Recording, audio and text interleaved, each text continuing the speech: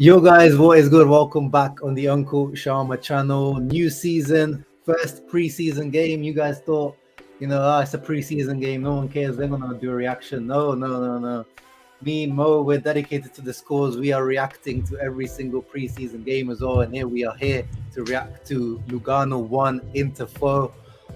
New kit drops today as well. How are you feeling, Mo? I'm still getting used to the new kit, to be honest. I've my friends. I got a lot of texts from my friends about the kit. They don't like it. They're not Inter fans. They just You don't don't like like it? it. They don't. Somehow, there's like a Manchester United fan, a Real Madrid fan. They said the one from last season looked so slick, like the snake skin and all the stuff. They said this is basic for them, but in my opinion, this is it's a simple design but beautiful at the same time. I like it personally. I like it. I think it goes back to the roots, black and blue, and it's just I like black and blue, to be honest. Exactly. Yeah, I did my review for the kit earlier on today, and I gave it 8 out of 10, Mo, because I like back to tradition, back to the colors, back to the stripes. No funny business, no zigzag business, no snake skin business. What do you rate it out of 10? I think I'll give it like 7. 7 is good, assuming that the skin that kit last season was a kind of an invention.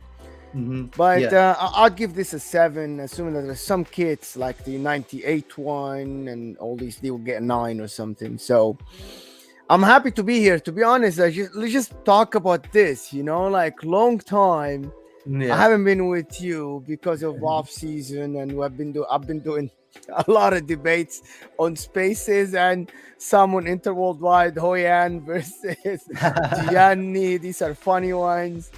But I'm here with the king of the intervideos, English speaking intervideos, Uncle Sharma. I'm so glad to be back. I can't wait for the season to start, for all the watch alongs and the match reactions, because I'm expecting a big season, man, a big one. Yeah, definitely, bro. It's we've been waiting around for like a month or so now, and so it feels nice. And you can see everyone in the comments as well. Everyone's very hyped. It's just like everyone's like happy to have the games again. People are mixed about the kit, but we wanna see the football. All the transfer market talk is nice, but we like to see the football, right? Especially you, Mo. I know you're a big tactics guy. You want to see football being played. You don't care about all this off the field stuff too much. No, yeah. I was looking forward to this game too, because I want to see how Lukaku and Aslani Villanova, and I tweeted something about Villanova, What about did you Dumfries do? watching Villanova. To be honest, I I quoted didn't see my it. friend Gianni's tweet, and I'm saying, to be honest, I'm saying like Dumfries should look worried, man. He should be worried about it, in Let's my have a look. opinion. Let's have a look. Because this guy Villanova, man, is super big and super quick, and his crossing with the left is better than Dumfries' right. This is It's not hard. That's not hard, Mo. Oh yeah, there yeah. it is. Dumfries watching Bellanova. Yeah, that's exactly. He's on holiday right now, but yeah, I'm Yeah. definitely sure I'm he's sure he's feeling. gonna be having his one of his friends keeping an eye on Villanova, to be honest. Yeah, yeah. No, yeah, So yeah. yeah, Let's talk about him. Let's talk about it. You mentioned him. Rahul Bellanova. He's got a similar. My name is Rahul, and he's Rahul, so he's not too far off. But what do you think? I mean, he kind of looks Indian there as well. yeah. It's, in my opinion, this guy. Okay, I don't want to get ahead of myself, but looking at first game at Inter, first game with the big boys, the Mm, Lukakus, the D'Ambrosius, the Darmians, the Lautaros, the Mkhitaryan's, the experienced players, and he slotted right in. Like it looked like he knew when to run, he knew when to cross. He tried a couple of dribbles, didn't work out, and then see he ought to like cut back and cross a couple of times. And one thing that I realized, this guy is always in the right place, defensively and offensively. Defensively, he was always pressing mm, when it's needed, because we know that Darmian likes to get a little bit forward. So he was pressing. And also defensively, man, this guy is super quick. yeah, Being from Cagliari, which is a defensive team, a shit defensive team, he is used to be on the defense. So his recovery was so good, to be honest. This is my opinion. This guy is gonna grow into this inter squad. Is gonna give us something that we don't have.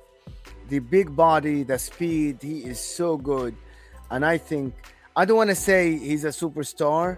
He's not yet. He's a young kid, but the way he looked like someone who has been in the squad for 2-3 years. Yeah, yeah. I mean, I think you can see the potential. You can see it there. I wasn't so convinced as you were about him. You know, I felt like he was a little bit missing defensively a couple of times on the far post, but that's expected. You know, these guys are preseason. Like these guys barely can run for the full like even 60 minutes. You know, you can see they get tired after half an hour. So I'm not looking too much into it. But you can, yeah, as you said, like when he's facing players 1v1, when he's going far post or even cutting back on the left foot, you can see a little bit like Perisic, he kind of gives you that option. Which, as now Biggie said, Gosens on the other hand, you know, again, I'm not judging anyone from this match at all because it's the first preseason friendly, but you can see the difference between a Perisic and a Gosens, where Gosens is very one-footed, very one-dimensional, very similar to Dumfries to me. He is in terms of style of play. Like he does his best work off the ball rather than on the ball. So it's going to be interesting to see if they both play Gosens and Dumfries. I probably would want to see, as you said, maybe Bellanova and Gosens rather than having two guys of the same type playing. But no, overall impressive from Bellanova. I know that people are not like saying impressive, but you can imagine how young this kid is, and playing with these guys is not easy, to be honest. No. Yeah, personality-wise, you can see like he's come in, looks like he's part of the team already. Yeah, Mkhitaryan wasn't particularly impressive, but again, as we said, the guy has had like I don't know how many training sessions with the team. And by the way, from the beginning, as we saw, like people, we were thinking, is it going to be 3-4-1-2? Is it going to play the number 10? But 10 seconds in, 20 seconds in, it was confirmed. It was 3-5-2, 100%. And I think, as I've been saying, I don't know what your opinion on is. I don't think we're going to play 3-4-1-2. I think he's just playing that because at the moment we've got a lot of options up front. Correa, Lukaku, Lautaro, there's Pinamonti there. I know he trained, didn't play. Dzeko's coming in, Sanchez is going to come back. We're going to be stacked up front. So I think in these preseason friendlies, just to get these guys playing, he's going to play the 3-4-1-2. But I personally do not see the 3-4-1-2 being played unless it's like within a game and we're chasing the game and we're trying to get a goal.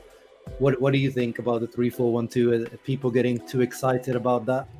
I don't see it happening. You have Hakan, Barella, Brozovic. There is no way you can play 3-4-1-2. Even Mkhitaryan is a third midfielder. In Borussia Dortmund, he used to play in the midfield. So, in my opinion, I think it's gonna be simple. 3-5-2 with two wing backs and three in the midfield. Brozovic between Hakan and Barella. Who are you gonna bench? You're gonna bench Hakan. You're gonna bench Barella to play Dybala if he comes, or to play Correa. This is not gonna happen. I don't see it happening, and because we're gonna be exposed defensively, there is no way. Yeah. I mean, even with the 3-5-2, we've seen like even Conte when we played 3-4-1-2, it was he used to play Barella as the attacking. It wasn't like he was playing Sanchez. He was playing Barella, or even like he even played like Vidal or someone. Like it was always like a midfielder playing there. And then Sanchez, when we played Sanchez there, it was like last 20 minutes, 25 minutes chasing a game. So yeah, I just don't see it happening for the balance. I just don't think the team can handle having three strikers on the pitch at the same time, pretty much. And I know people are saying a lot of people are thinking about Inzaghi's getting ready for Dybala coming in 3-4-1-2. What do you make of that? Like the whole Dybala hype. I think Dybala is not even. Didn't I read a report this morning that Inter is not actually in the race to sign Dybala anymore? They put that on hold. Manchester United. That's what I'm saying, Mo. We're very stacked up front, and they said in the preseason press conference, Inzaghi said, "I want 4 strikers plus 1 Primavera or one guy that's just there happy to be 5th." So 4 strikers at the moment. We've got Lukaku, Lautaro. We know those are the starters. Then we've got Correa and Dzeko, Alexis, Pinamonti obviously is going to be sold. So it's someone after Alexis again, one of Correa and Dzeko needs to leave. Like, there's no point having five. Like, we're not that type of team to have five strikers like that, like stacked. So four strikers is the way forward. So one of Correa and Dzeko is going to have to leave if it happens. So I think it still could happen. In my opinion, I'm not ruling out the Dybala thing, but it depends on Correa and Dzeko getting serious offers from somewhere, which at the moment doesn't look like it's going to happen. I don't think Korea is gonna get a serious offer. Do you? Like because I don't see it happen. I think the more likely to go is Dzeko, and Inzaghi said he wants Dzeko on the team. So it's kind of a dilemma here. You know, like he wants Korea to leave. Nobody's coming for him. He doesn't want Dzeko to leave, and Juventus and there's other clubs that are offering Dzeko a 2-year contract, so he's ready to terminate the contract and maybe move somewhere else if he wants to. But the coach doesn't want to. The coach wants him on the team. So it's like, which is what? Who's gonna leave and who's gonna stay? It's not up to the players, but it's up to the coach. But also the coach wants certain players. It's a dilemma that I don't think it's gonna be resolved unless someone convinced Inzaghi to have five first team forwards, five potential starters on your squad, which is gonna be. It's a good thing to have. It's a good problem to have. But it's a bit overkill. Does he want that headache? Does he want that headache? I think that's he might want the headache, man. Yeah, I think any coach, I don't think he would stop it from happening. I think, but in our financial situation as well, is like, and then apparently, Dzeko, he's not 100%. So let's see, does he want to be? Is he happy being the sub to Lukaku? That's if he might, things change. The mercato is really long still. We're still at the beginning because mercato is going to be running for another month and a half still, and I think the offers could come towards the end. So let's keep an eye on things, how they're going, because usually what happened this year is that the market heated up very quickly because we've got the season starting earlier, and then even by our standards, I never seen an Inter team being done and dusted in the market like so early on. So I think still things are going to happen later on in the market. Other teams are going to be looking for a big number 9. Dzeko is going to be in demand. Correa as well. I wouldn't be surprised if some team comes in later on for him, and then he knows that maybe he's not going to get that many minutes, and he's got the World Cup coming, so he might need to push for a move, just even on a loan.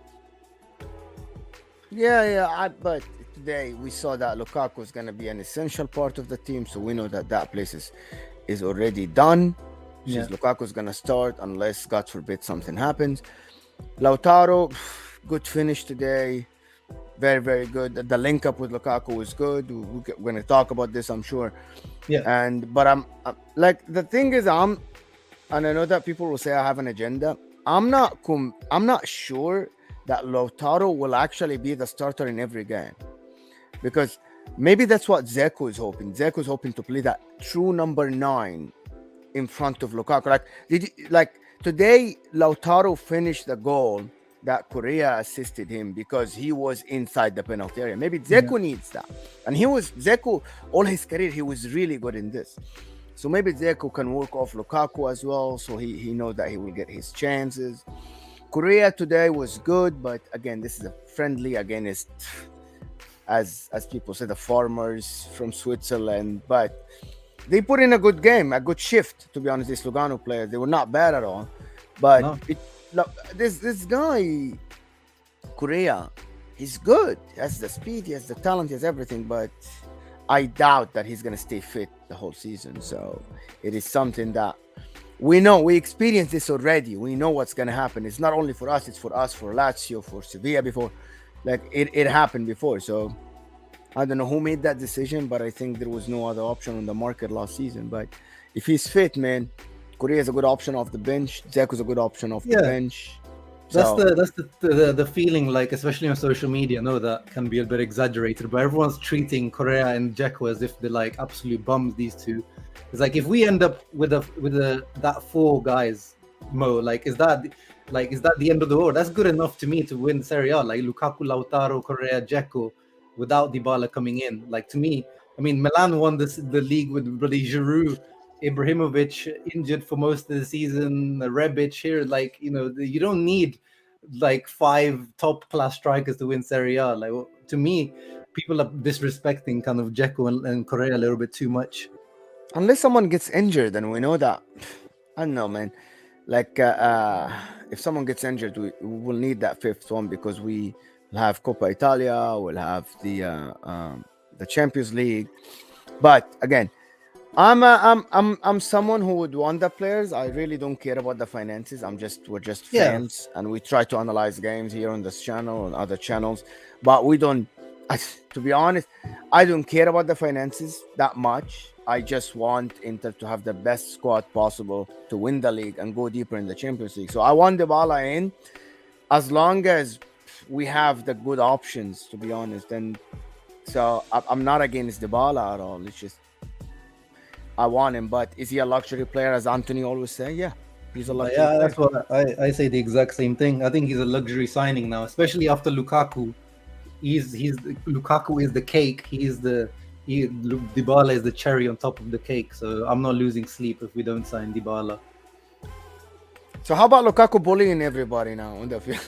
Yeah, let's talk about who the players that we've got right now. So yeah, Lukaku straight back in. He already looks in shape to me. Like, I think he takes a little bit longer than other guys to get into full shape because of his size. But he, to me, already looks lean, looks hungry, looks, as you said, bullying defenders already. And looks, the main thing that we're looking at, Mo, is obviously that link up with Lautaro. And 20 minutes in, Mo, I think I counted like 4 or 5 1-2s between them, or like link ups, which is like, I feel like it's more than Dzeko Lautaro did the whole of last season. What did you make of the Lula? It was like he never left. First, as he said, first 5 minutes, he's like he never left. Lautaro letting it go, the paint and all of this, the drop of the shoulder. It's the same thing as he never left. I'm not sure who went to Chelsea. Apparently, Lukaku was in the back room or something training that last season, and he never went to Chelsea. Fits right in, and Lautaro with him is gonna be good as well. But this guy Lukaku is I see him play with anybody. I see him playing with Dzeko, and fits right well. And it looks like Inzaghi will know how to use the guy, and hopefully he will do the same. He will isolate defenders with him, and he will be able to turn them. So it is what it is. Like that Correa goal is the same thing. It was Lukaku isolation with the defender, and the defender is trying to press high, and then there's that much space behind him, and Correa off his shoulder, off Lukaku's shoulder, one-on-one with the defender, dribbled and scored. It's what you need Lukaku for, bullying a defender, dragging defenses out, and it's exactly what he did today. And I hope that, and I'm sure he can do this at least against 12 to 14 teams in Serie A. Maybe he's not going to do this against every defender, but he will do this against every. We saw this in the 2 seasons he played for us, and we were missing that last year, in my opinion. And he's coming in, slotted in, and Lautaro looked like a different guy right away. Lautaro looked lively, can play off Lukaku's moves, can pass to Lukaku, playing the 1-2s, and I'm looking like he's enjoying the game, and this is what we were missing. Like, it was miserable last year without Lukaku, in my opinion. Because you can just tell with Lautaro the difference. So you see on his face, he enjoys playing with Lukaku so much more. The distance between them was so much shorter. Like already, like Dzeko and Lautaro, sometimes they were so far apart in some times, and like today, you just saw straight away like those little touches and link ups. It was just like he never left, as you said. So. And Inzaghi, people were worried that, is he going to use Lukaku differently, or is it going to be the same with Limone? But to me, this looked like the memorized move that we saw on the Conte. Like, as soon as the players had the ball, they were looking for Lukaku straight away, like that vertical ball, Lukaku into Lautaro, and then we build up once again. Like, to me, it just looks like same as it was on the Conte. Did you feel the same as well? I felt like it's exactly what Conte wanted to do. Isolate Lukaku with one defender so he can turn the defender and have the advantage one-on. It's the same. It's just the same. You know what? If Inzaghi learns, right? Like, he learned. He's like, this guy worked this way with Conte. Let's start this way. We'll see how it goes. And if it works, it works. Yeah. No, 100%. It looks. Let's see. I mean, obviously, as I said, his first game pre-season, but to me, it looks like he's looking to use him just as Conte. How did you like used it. Lautaro then? Yeah, Lautaro. I mean, to me, I'm with Lautaro now. I've had the realization, Mo, that the only reason we call Lautaro like a second striker is just because of his size. But this guy he's always shooting more than his partner usually. And even today, you know, I think he had like the most shots in the game as well. Like he's always like, we feel like he's more of a number 9 after last season because of how deep Dzeko was going. But even if you think about it with Lukaku, as you said, Lukaku is the one that comes deeper and engages with guys. So to me, he's always the guy off the shoulder of the main guy. And if he just becomes more clinical, that we've always known, that's always been his thing. And it looked like towards the end of last season that he's becoming more clinical. He's becoming one of the top strikers in world football to me. I know you're not the biggest fan, right? He's not good at other things. He's not good at passing. Like even today, when he came deep today, he tried to dribble some guys, lost the ball, tried to switch the ball, lost the ball. And that's what I'm saying. I'm saying Lautaro Martinez is not a modern striker. He's an old school striker with a little bit of flair. He has flair, like that finish that he finished that fourth goal. That's flair, man. You can't. Not every striker can finish near post like this on the top corner. He has the flair in dribbling, but that flair can happen only close to the 18. I think he's not the modern football, that Harry Kane, the Lukaku that drops. Like he can't get involved in the build-up play. So this is why probably last season he didn't look as good as before. Maybe that's why I didn't like him as much. And I don't think Lautaro would reach that top-notch level like we saw Lukaku with Inter, because you need to get involved. But Lautaro is the guy that can get you with the right combination 25 plus goals a season. Easy. Like last season, how many goals did the guy get? 22. Being out of form for 2.5 months. Like 20-something goals being out of form. Imagine him playing with the likes of Dybala, the likes of Lukaku, like the forwards that can create things, right, for him. This guy will give you 25 goals easy every year. And it looks like we are putting that in place. It's if Dybala comes in, Dybala and Lukaku, both of them can feed this guy 25 goals. Like this guy can get a top scorer. Like Immobile does not have flair, but he scores goals. Lautaro can be the same. Yeah. You've got a reputation, Mo, for being a Lautaro hater, which is, I think, is harsh. Mo just doesn't rate him as high as some people, but he's definitely not a Lautaro hater. No. I want the guy to score 25 goals for us, to be honest. But to be honest, if you have the wrong combination with the guy, there is no point of having him on the team. Now we got him the right guy to play with him. I can assure you that this guy who scored 2 today is Lautaro. It's not Lukaku. It's not Correa. It's nobody else. It's Lautaro. I don't care if it's a goalkeeper's mistake, but he was there. If it wasn't Lukaku was not there, maybe Lautaro would not be as close as he was to the goalkeeper. He would not finish. So Matteo said it was Radu's spirit, that goalkeeper mistake. A lot of people were saying that's what Radu did. So bad deja vu for us. And by the way, the DD33, Danilo D'Ambrosio with the first goal as well. Shouts out to him, man. Like, this guy still has that knack. And hey, talk to me about Aslani a little. Yeah, let's talk about Aslani. Let's talk about Christian Aslani, the jewel from Albania. I mean, bro, you can see the personality on this boy. Like, yeah, he's ice cold.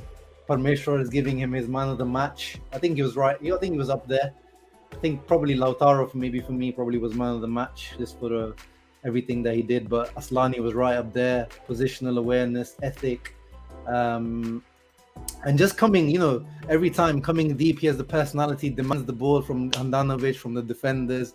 Doesn't matter if it's a difficult position, he wants the ball, which is, big statement to his personality. I've always liked him more. I don't know if you managed to watch him, like even before we signed him, I liked him. So I'm happy that he's there, but he's definitely got some improving to do as well. Like a couple of times, I think he's a little bit overconfident on the ball. And when he loses the ball, Hernandez, our former midfielder, was commentating on the game today. So obviously he's played a similar Hernan is position. Lazio. Yeah, Hernan is the Lazio, Juve, Inter guy, and he said he was impressed with Aslani, but he said the few times he lost the ball, his first reaction was to go press and leave his position, which left the defense unmarked, and he said that's where he needs to improve. But to me, yeah, I was impressed with Aslani, and yeah, he assisted D'Ambrosio's first goal, so he was on set piece duty straight away, which was again showing the guy's got nice right foot. How old is Aslani? 20. Okay. We are in for a player that can reach Brozovic, can reach a lot of defensive midfielders, to be honest. Like watching him today, as he said, is like the guy is not shy, is not afraid to go get the ball from the defender's feet, which is not a lot. A lot of players hide. Lots like the likes of McTominay, Fred, these guys are like been playing for Manchester. They get criticized for hiding from the defenders. This guy, 20 years old, not afraid to go get the ball from a defender and move it left and right. So, and he reminds me of Brozovic in the beginning. That Brozovic always wanted the ball. Maybe he was not as sharp as we see Brozovic now. He learned a lot of aspects in the game, and I think Aslani can learn a lot. And Aslani can absolutely slot in for Brozovic if Brozovic needs rest. And he's a very good asset to have. I liked his game. I like the way he is pass the ball forward as much as he passes the ball sideways, which is something I like. He switches the play really well from left to right, and he looks forward all the time. Hernandez knows more ball than me, so maybe Hernandez saw something. I didn't realize this until you said it. But to be honest, no, same. I think he's how much does this guy cost? Nothing, close to nothing. In modern football money, close to nothing. So, in my opinion, it is a steal. And I think he has a big future at Inter if he keeps up with the play and he keeps playing this way. Hopefully, when the season comes with 5 subs, he will have chances to come in for Brozovic, or also can help Brozovic. If we are winning, he can come in next to Brozovic to help a little bit, because sometimes we will need to take Barella out or Hakan out, and we don't have to put someone who will attack. We can put another Regista next to Brozovic, so we'll have that closed area in front of the defense, because we got hurt a lot for having Brozovic by himself in front of the defense. So I think Aslani is not only about his passing, it's about sometimes his recovery, his tackling. He likes to press, get the ball from the other team. So I think he is someone who can benefit the team, I think, as much as everybody else from the signings. Yeah, 100%. No, yeah, and 100% he can play a bit more forward as well. We've seen he's got potential to score goals. He's got decent athleticism. He can cover ground. So yeah, he can be helpful all around. But finally, because I feel like if you remember, Inzaghi before the end of the season said we need to sign a vice Brozovic. And because, I think he has been signed as the vice Brozovic, but we shouldn't discount him as being one of the other midfield options as well. But yeah. I like what I saw. What did you make of Agume? The guy he played right into mid. I love him. Really? I love him. I just love Agume. I love this kind of player. I know you, Nazario, other guys, you guys don't see Agume. This guy is very young, by the way. He has the physicality, and he has something that not a lot of midfielders in the world have. He has this. It's called the threading pass between the lines. He is someone who can get the ball in our half and play a ball between the lines to the feet of the forward right away, even on the ground. Doesn't have to be long. Not a lot of players can do this. Not a lot of players look for that pass. People are scared to make that vertical pass to the feet of the forwards. He does that a lot.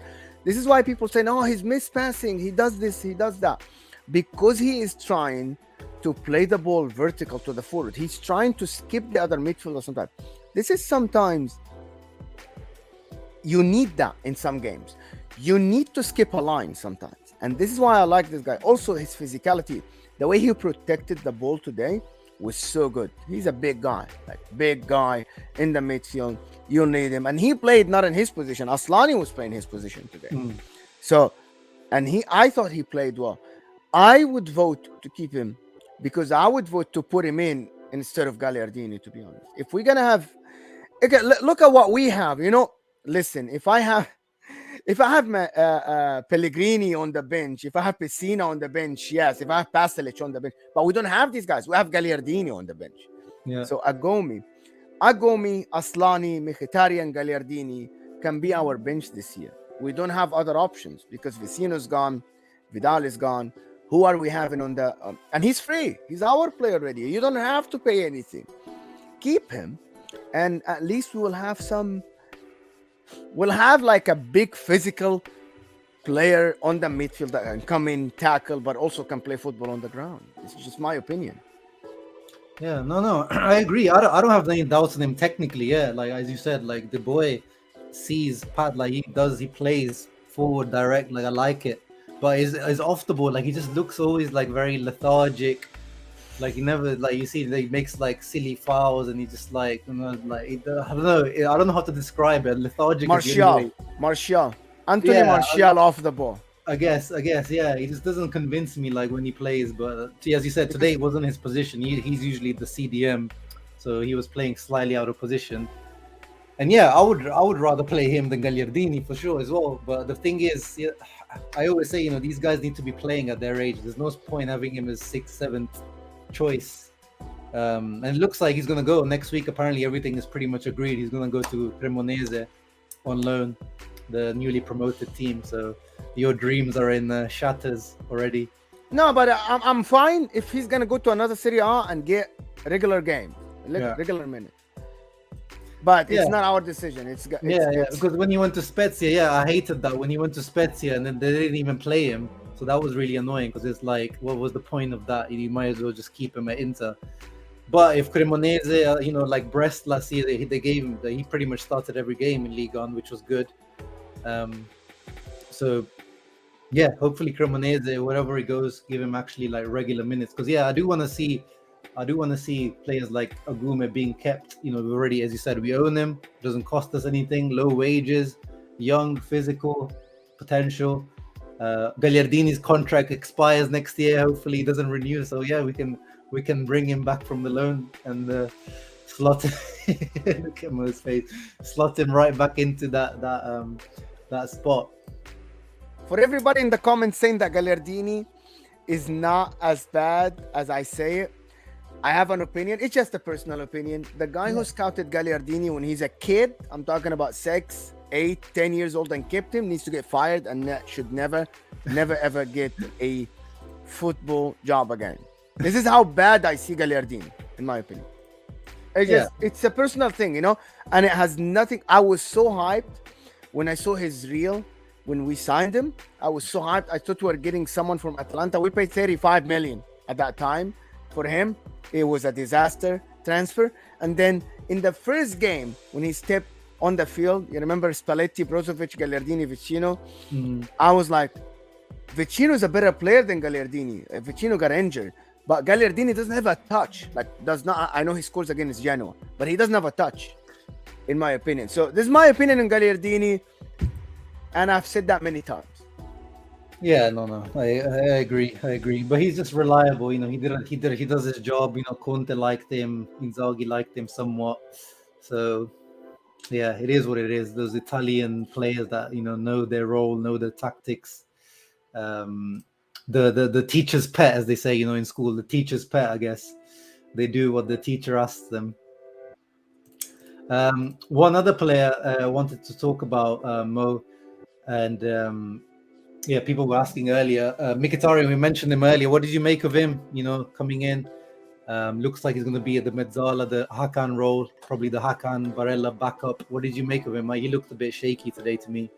I'm not gonna judge him. I think me and you talked about it or something before. I was not in favor of this. I know that you, Nima, most of the guys, you guys were. I'm not sure about you, but Nima, Gianni, all the guys on Spaces, they're like that. And they said, yes, hey, he's coming. He's going to replace Hakan. In my opinion, in the last 6 years, 7 years, I only saw one good season when he played for Roma and he scored double digits and assisted double digits that season. He was really good at Roma. That's 2 seasons ago. But other than this, I'm not sure what he can offer. But maybe he can prove me wrong because he was good at Borussia Dortmund. Yeah, he was player of the season in Bundesliga one season. Yeah, he was absolutely great. This is why he was signed at Man United, and then he went to Arsenal, didn't work. Went to Roma, was okay. Had a one good season at Roma. So in the last 7 years, this guy had one. Nah, he had all of the seasons were good at Roma, man. They were okay, you know. You remember, like this guy was Gundogan. But he was more attacking. He was like a striker, attacking midfielder. He's kind of slowly, like last season, Mourinho reinvented him as like deeper role, but he's always played nearer to the striker or like as a winger. I hope that he gives us something because, in my opinion, this guy has so much talent. Like it's unbelievable, man. Like he has so much talent. Like I have watched his touches. The guy can play. He's a bowler, in my opinion. And he's reliable. It was a good point. You know, we've always moaned about players being injury prone. That's one thing with Mkhitaryan. He's pretty reliable. So let's see. I hope that he gets like minutes and he can deliver because I know this guy's capabilities is like he's as good as Hakan, in my opinion. Like career wise, he has better career than Hakan Çalhanoğlu. Oh, like, yeah. I mean, yeah. So, this guy can be very good. Maybe today he was shit, but who cares today? Is like I can't judge players today, but yeah. I was not in favor of this signing. I don't like it when people think Hakan is the number 10 because I think he can't dribble or like go past players, whereas Mkhitaryan I think has that ability. Yeah, okay, Mkhitaryan, I liked him in Borussia Dortmund, and I hope at that time he would go to Inter, but it's the Premier League. But now we have him. I was not in favor of the signing, but he's an Inter player now. I hope that he unleashes the talent that he had at Borussia Dortmund, and even one season at Arsenal he wasn't bad. So I hope that, and in Roma like that the season you said he had the good seasons at Roma. Maybe he can deliver for us because he's better than Vecino and Vidal off the bench. Yeah, that's the main point, that he's an upgrade on Vecino, Vidal, Gagliardini, like should be in theory. Let's move on to Onana, bro. That was a big talking point. We saw the good and the bad with Onana, I would say. We saw the two passes that led to the goals. The one, as you said, the one to Lukaku, then Correa scored that great goal. And then the second one where, he launched it to Correa for Lautaro's second goal. But then we saw what we've been seeing at the AFCON, which is this kind of, I don't know if it's rustiness or bad decision-making or just lack of understanding with his teammates for now, but he was definitely at fault for the goal that we conceded. And then there was other shaky moments. So it wasn't a convincing performance from Onana. But as I said, we saw the good and the bad. What did you make of Andre Onana? Again, it's Julius Caesar. When he first came in, he wasn't Julius Caesar that left. Mm-hmm. So Lakaka and Onana, I like it. But you know what? Onana is a top keeper. He can play with feet, and we know that he's like coming from Ajax. Maybe he had bad couple of passes, but I trust that Onana will be the number one keeper for Inter no matter what. Like he's gonna be definitely in the middle of the season. He's gonna be number one because he has like up to the World Cup. Maybe prior to the World Cup. I say that it's within end of September or something. He will be the number one. Like end of September, mid-October, he will be the number one. This is just unless the guy makes like terrible mistakes, like sometimes it doesn't work. Like Kepa Arrizabalaga, when he went to Chelsea, he thought this guy will be another Ederson, but he wasn't. Like Alisson, but he wasn't. It went downhill from there for him. I hope not. Yeah. That I never saw with Kepa. There was anyway, let's not go into that. But I just never saw that potential with Kepa in the first place. It was very overpriced.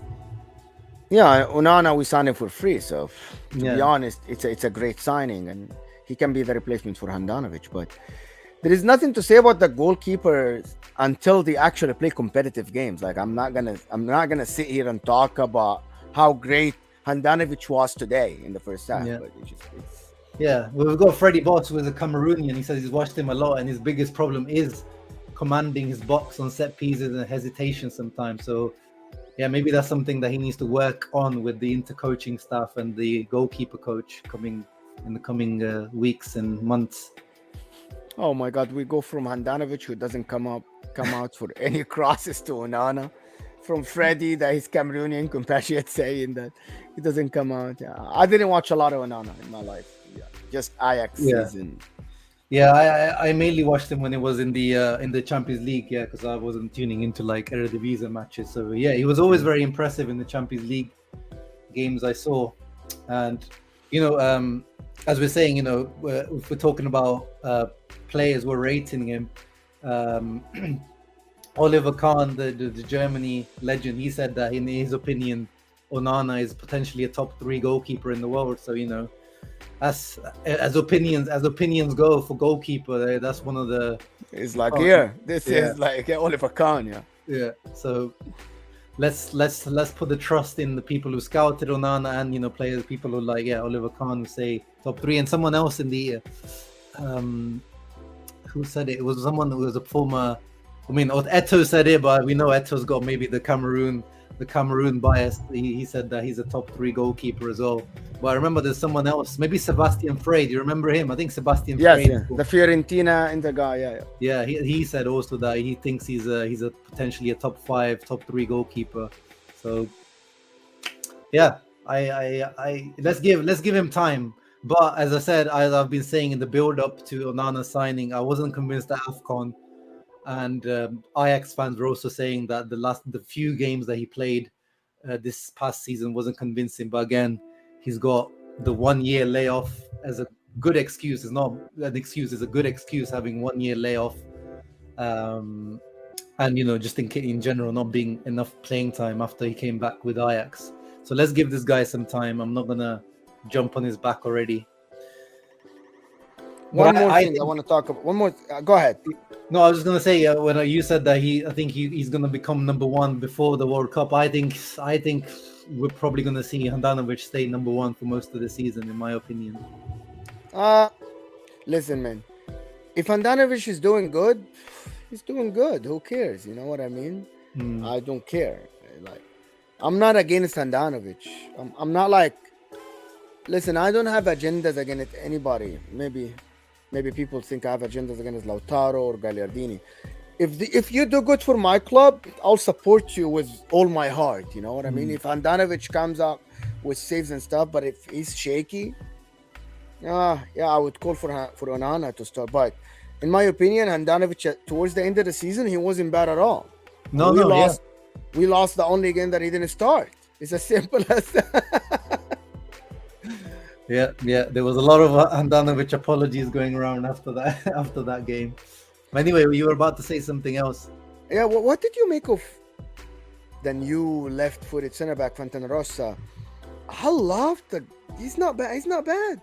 Why? No, he's not gonna. He wasn't good. He's not gonna start, but he's 19 years old. Yeah, he's one of those guys. He's just there to make up the numbers because.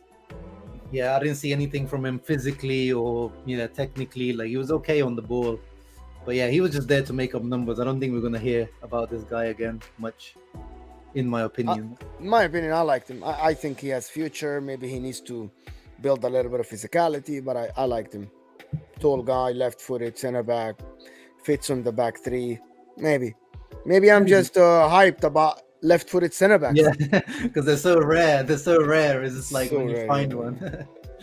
One player I wanted to talk about, we already kind of talked about him earlier, but Tuco Correa, is this guy selling us dreams again? He celebrated like properly, like he didn't celebrate like if this was a preseason friendly. He celebrated like this was Inter Juventus away at the Allianz Arena. Like, this guy looks hungry because obviously he's got a point to prove. Everyone calls him, Inzaghi's favorite because obviously Inzaghi signed him 31 million. Everyone calls him a flop. Do you have any hopes of this guy? Obviously, we talked about his injury record. I like him. You guys know I like Correa. I know Mo likes him, but do you have hopes for him in this season? Yes, I'm hoping this guy can deliver at least 8 to 10 goals this year. In my opinion, he's more talented than a lot of forwards you see in Serie A. He's more talented than a lot of people. He has that one-on-one dribbling ability that not a lot of forwards, and Scamaga doesn't have this.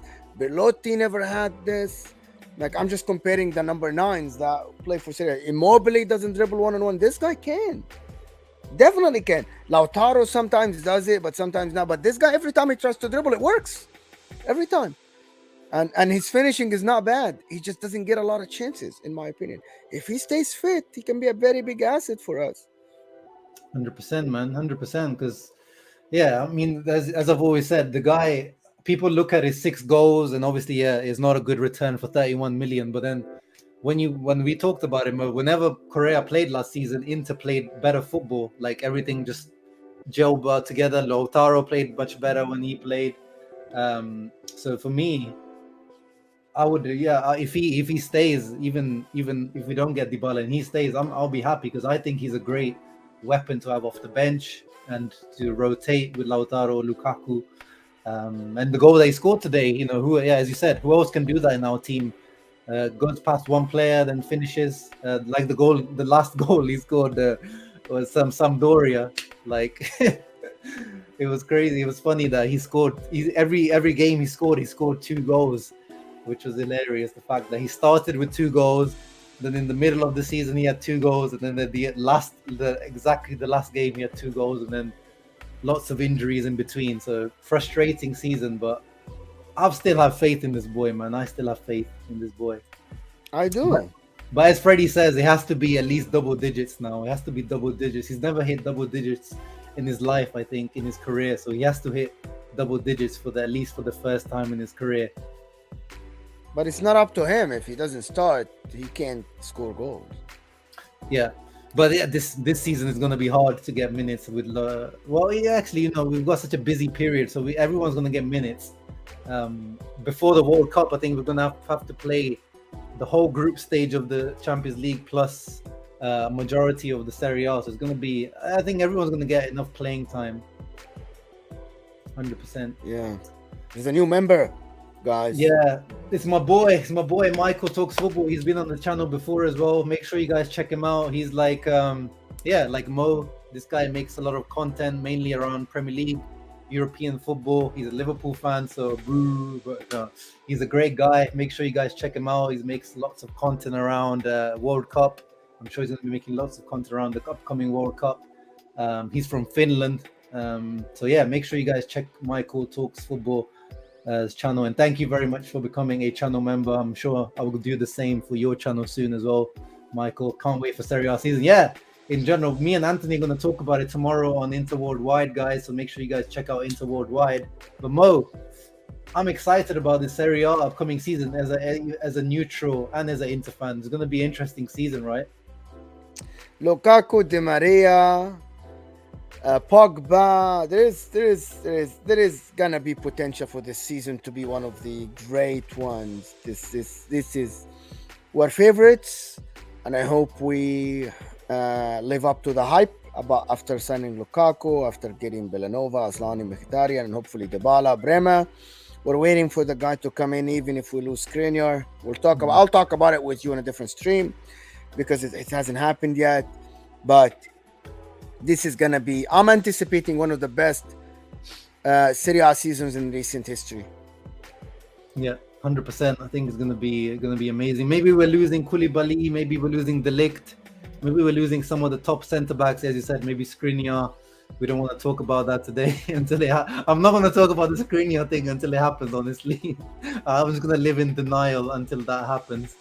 But yeah, it looks like it could be a very, very tasty blockbuster Serie A season, as Anad says. For Mo, how can we support the Inter Worldwide movement? Let them know, Mo. Guys, find us like it's Inter Worldwide on YouTube. We do content when the season starts. I'm gonna be doing watch alongs for the season, and Anthony does content with Uncle Sharma on the channel. We have a big team there. We are not a one-man channel at all. We divide the work, and we are basically a fan channel. You can actually go subscribe, watch one of the streams. We always post the link for people to come in and have their say. In my opinion, it is something that I like to do. I like to get the fans involved, and I like to get the fans involved in the stream with me. So go subscribe. We're trying to reach the 1K again because we started the channel. We restarted the channel again last January. So help us expand. We're trying to reach the inter community. Us side by side with Uncle Sharma, we try to complement each other all the time in terms of work.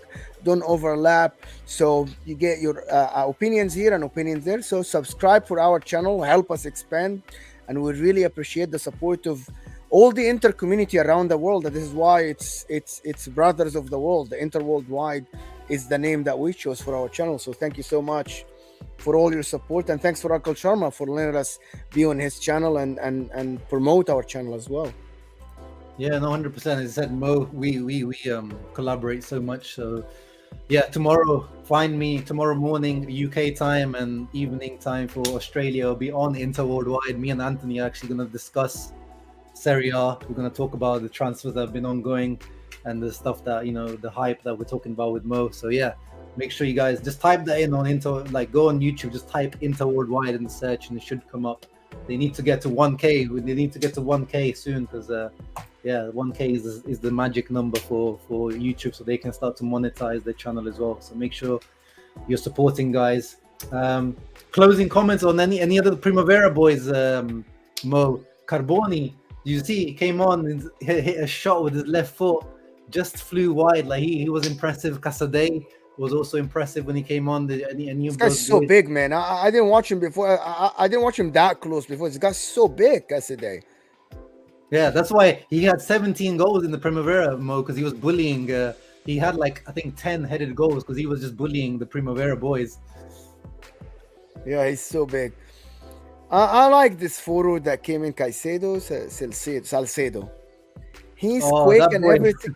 He's quick, but he's trying so hard. So again, we're not that the youth team ever. Like we were never that club. We were never that club.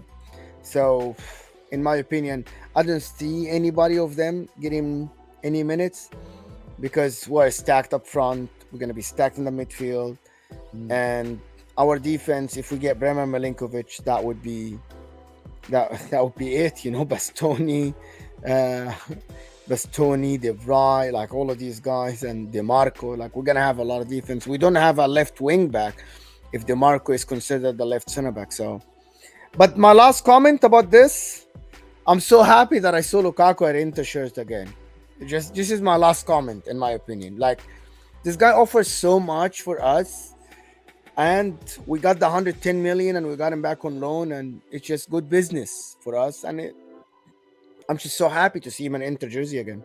Yeah, no, 100%, bro. Yeah, it makes me happy to see him, and he looks happy. He definitely looks happy to be back, doesn't he? Like you just see on his face, and he got like the loudest reception. Like he's the superstar. I know probably Lautaro is supposed to be, but since Lukaku's come back, like when his name was announced in the lineup, I heard like the crowd hear the loudest cheer when Romelu Lukaku, his name was there. But they need to do something about that number, but 90 just doesn't. It just doesn't look right. Yeah, it doesn't. I was about the first thing when I saw that I was like, it doesn't look right. It really doesn't. So something else, but it's okay. We'll just have to live with it. Yeah. Even actually, last closing comment. Lazaro looked okay, didn't he? Like the Valentino Lazaro. Yeah, he looked okay when he came first couple of games, and then it was bad. Someone buy him, please. Anyone, just buy him. Why did he play left? Why did he come right? Just randomly what happened? Gostens to the right as well. Yeah, it's like why that happened? I don't know. It looked weird in my opinion. It did look weird. But yeah, thank you everyone for tuning in. This is the end of the stream. Yeah, Monza are doing some very interesting things, Michael, for sure. Definitely one team to keep an eye out. Pinamonti might be ending up there, our striker. So hopefully they can give us the 20 million that we want. Thank you, Mo, for joining me. Always a pleasure, man. Make sure you guys are following Mo at Muamin_Ali7 on Twitter. Let's give him some love. Let's get Inter Worldwide some love. Any closing comments, Mo? I can't wait for the season to start, to be honest. This is Spain without the season. I can't wait for the season to start. I want to thank everybody here for the support you guys give to this channel. It's a great channel.